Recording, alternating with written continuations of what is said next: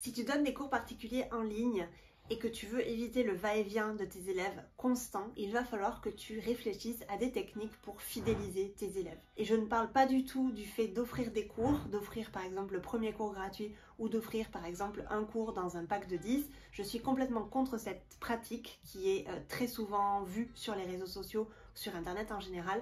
Je suis contre parce que je me demande en fait pourquoi est-ce qu'on devrait offrir notre temps à des personnes, à des clients. Effectivement, nous vendons notre temps, effectivement, nous vendons un service et je ne suis pas d'accord en fait d'offrir mon temps et d'offrir 1 heure de travail aujourd'hui à un élève qui s'appelle Pablo et pas demain à mon élève qui s'appelle Thomas. Donc je ne suis pas d'accord avec ça, je n'ai jamais fait ça et j'ai toujours eu une entreprise qui se portait très très bien. Donc aujourd'hui je vais t'expliquer un petit peu comment est-ce que tu peux fidéliser tes élèves sans leur offrir ton temps, sans arrêter de gagner de l'argent avec ça. Le premier point, et je pense que c'est le point le plus bateau finalement, mais pour moi c'est le plus difficile parce que c'est pas toujours facile de le faire au tout début et quelquefois ce n'est pas inné chez tous les profs, c'est déjà de t'assurer de la qualité de tes cours. Parce que effectivement, si tes cours ne sont pas bons, ou si tes cours ont quelque chose qui va pas, effectivement tu vas avoir beaucoup de va-et-vient. Et je le vois très souvent chez des profs qui me disent j'ai beaucoup de va-et-vient, j'ai beaucoup de désinscriptions, etc.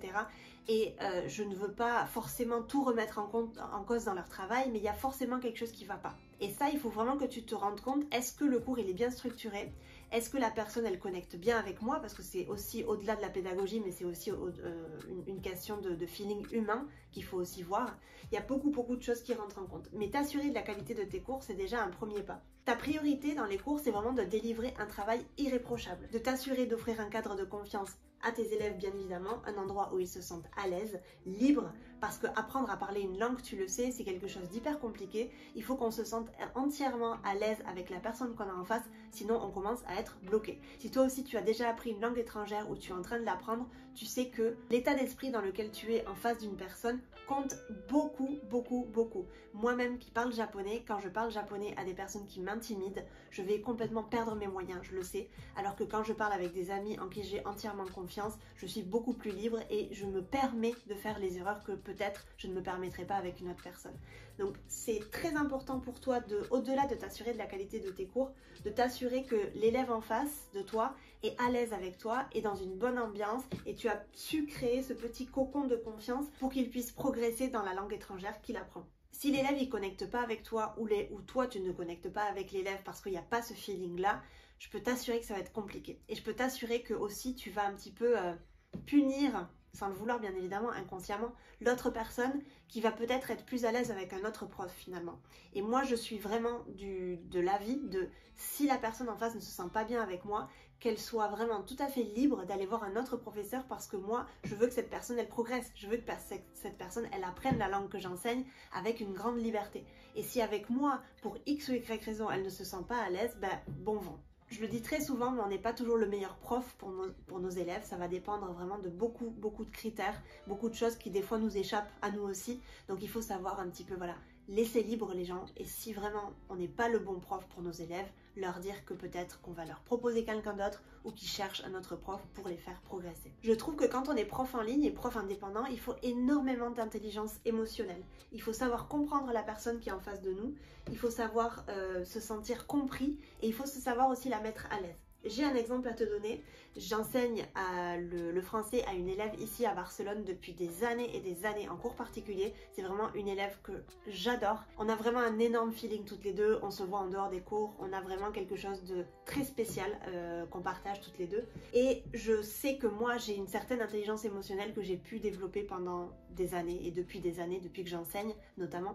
Et j'adapte beaucoup le cours quand c'est nécessaire. Pourquoi? Parce que dès que je vais m'asseoir au bureau, dès que j'arrive, moi je sens exactement dans quel mood elle est. Et je sais, maintenant je la connais évidemment, je sais par des petits gestes, par des petits mots, par des petites, je sais pas, par des petites choses, je sais dans quel mood elle est et je sais très bien que si par exemple j'avais prévu un truc un petit peu hardcore aujourd'hui, elle va pas être dans le mood pour le faire. Donc je vais changer complètement le cours. Il faut savoir s'adapter.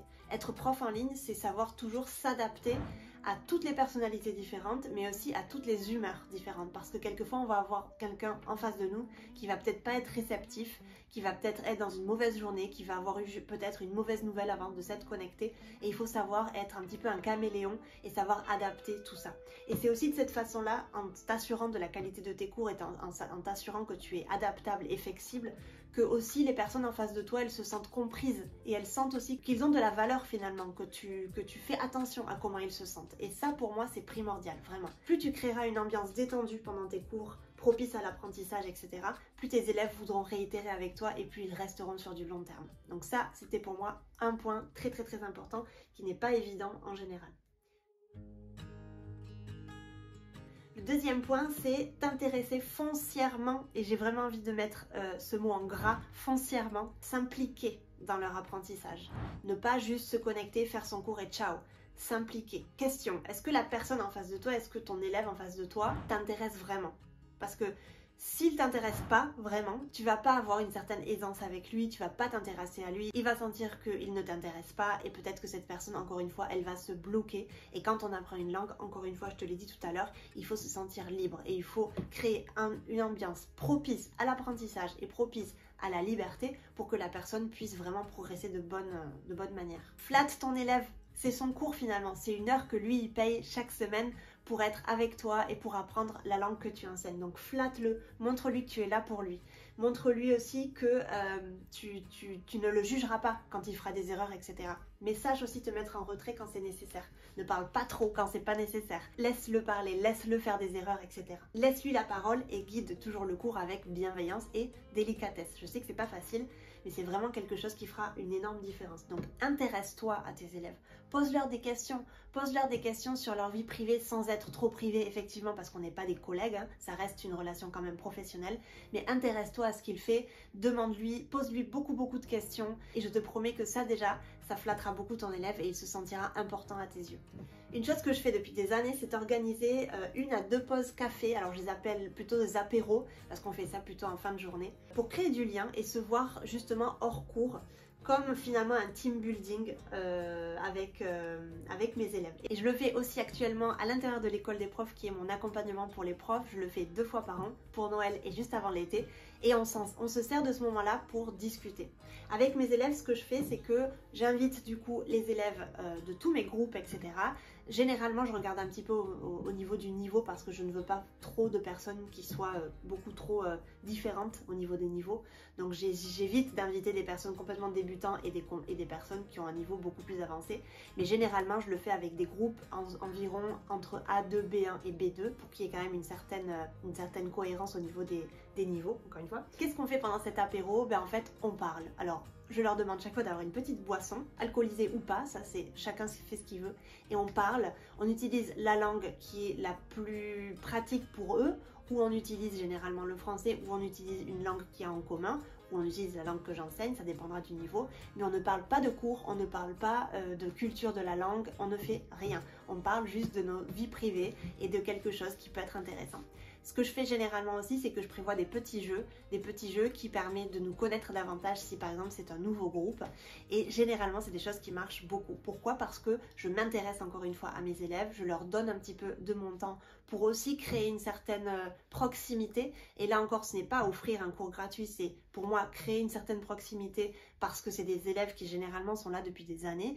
Donc pour moi, c'est important aussi d'organiser comme ça une pause café dans l'année, un apéro virtuel dans l'année pour que tu puisses inviter tous tes élèves si tu en as envie, leur montrer que tu es là aussi parce que tu as envie de les rencontrer hors cours et proposer peut-être un petit jeu pour qu'ils se connaissent davantage. Ce qui est intéressant aussi, c'est que quand ils vont tous se connaître entre eux, ça va créer du lien. Donc si par exemple un jour tu lances des ateliers de conversation ou tu lances des groupes ou que sais-je, tu vas pouvoir avoir ces personnes qui se connaissent déjà. Donc ça déjà, c'est déjà cool. Un autre moyen de fidéliser nos élèves et de flatter un petit peu leur ego, c'est se souvenir de leur anniversaire. Donc se souvenir de l'anniversaire et leur envoyer une carte postale si on en a envie. Ça coûte rien maintenant, un timbre, hein, sincèrement. Une carte postale ou une carte virtuelle si on en a envie. Ça fait toujours plaisir de penser que quelqu'un pense à nous, surtout quand c'est un professeur qu'on ne voit qu'une fois par semaine. Donc ça c'est toujours chouette, ça coûte pas grand chose finalement. Tu peux tout à fait noter les anniversaires dans ton agenda, te mettre une petite alarme si tu en as envie. Et voilà, ça marque le coup et ça fait toujours un petit pincement au cœur.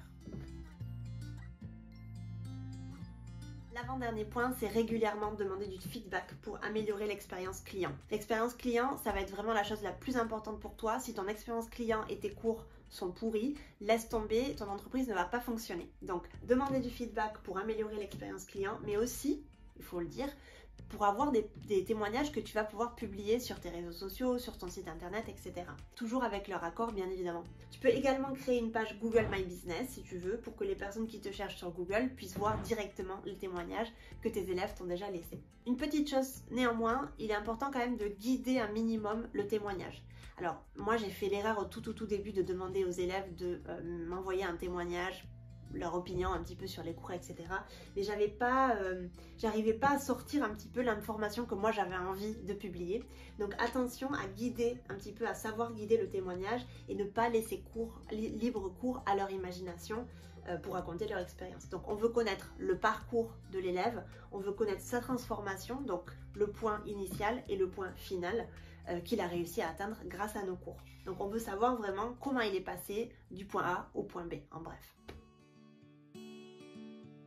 Et le dernier petit point pour fidéliser tes élèves, ce serait peut-être de mettre en place un système d'ambassadeurs, si on veut récompenser par exemple les élèves les plus fidèles. J'ai déjà fait en invitant certains élèves à des ateliers de conversation. C'est intéressant parce que du coup, on a des élèves qui sont contents, qui se sentent flattés parce qu'ils sont invités à un atelier de conversation et ça peut aussi déclencher des inscriptions. J'ai déjà invité des élèves gratuitement à des ateliers de conversation pour les remercier de leur fidélité et parce que dans cet atelier de conversation, j'avais déjà par exemple 4 personnes, donc il m'en manquait peut-être une, donc je me suis dit c'est pas mal si j'en invite une personne en plus, et ça déclenche des inscriptions parce que du coup tu fais tellement bien ton travail et ton atelier de conversation est tellement intéressant que ça déclenche des inscriptions alors qu'à la base tu avais invité quelqu'un gratuitement. Donne à tes élèves pour que eux-mêmes te donnent à leur tour. C'est plutôt logique, j'imagine. Bien sûr, attention, petit disclaimer, je n'aurais jamais offert de cours particuliers parce que ce serait bien évidemment contre ma politique. Donc, inviter quelqu'un dans un atelier de conversation où on est déjà 4 élèves, bien évidemment, oui, parce que ça reste rentable, mais offrir un cours de conversation juste parce que la personne est fidèle depuis des années, c'est pas forcément ma politique, mais chacun fait ce qu'il veut. J'espère que cette vidéo t'aura aidé un petit peu à voir comment est-ce que tu peux fidéliser tes élèves au lieu de leur offrir un cours particulier. N'hésite pas à t'inscrire à ma newsletter ou à télécharger mon e-book gratuit pour devenir professeur indépendant. Je te laisse et te retrouve dans une prochaine vidéo. Bye bye!